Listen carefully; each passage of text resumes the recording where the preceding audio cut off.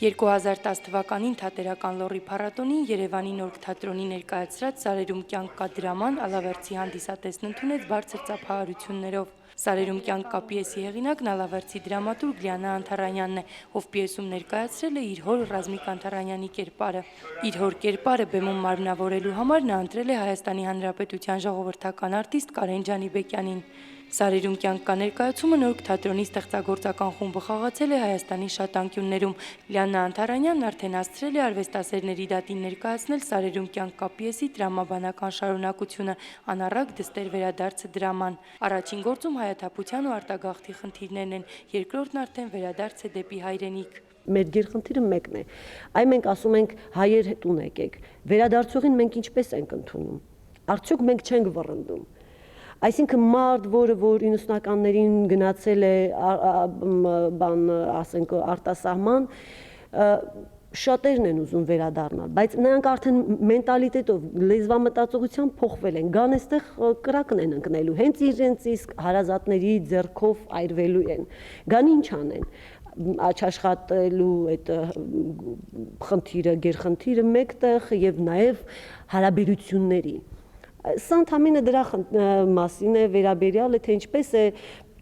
ասենք հայը վերադառնում հայրենիք եւ ինչպես է նրան ընդունում հայրենիքում։ Ընդունում են թե ոչ։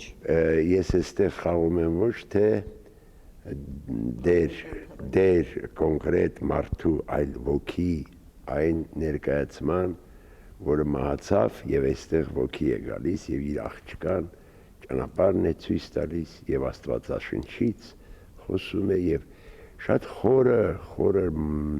ճիշտ է կենցաղային դրամա է, բայց եւ շատ խորը եւ հետաքրքիր գործ է, որտեղ եւ կա հումոր, եւ սարկազմ, եւ ծիծաղ, եւ լաց, ամեն ինչ կա։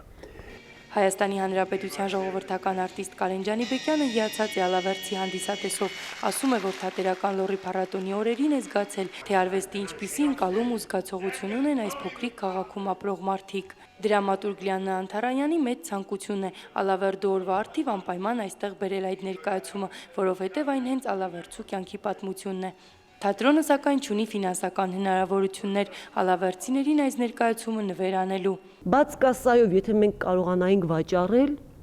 դա հիանալի կլիներ, մենք նույնիսկ ավելի հետաքրքիր կդառնար այդ միջոցառումը, երբ որ մարդը ինքնակամ վճարում է եւ գալիս է քո ներկայացումը դիտելու, այսինքն դու նրան հետաքրքրել ես, առաջին անգամ դու նրան բավարարել ես եւ այդ երկրորդ անգամ, երբ որ սպրոսը կա, երբ որ մարդը ուզում է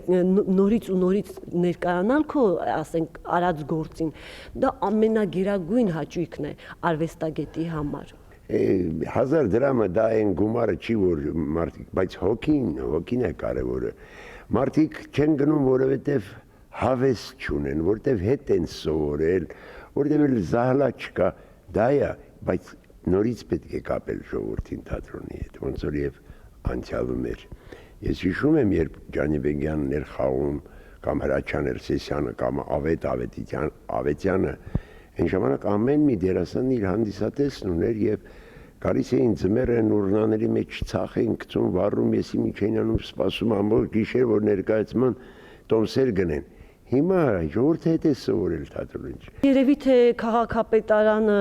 կաջակցի, երևի թե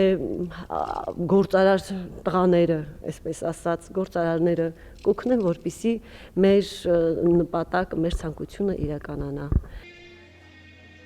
Տաթևիկ Ջոուրյան, Գևորգ Քոչինյան, լուրեր։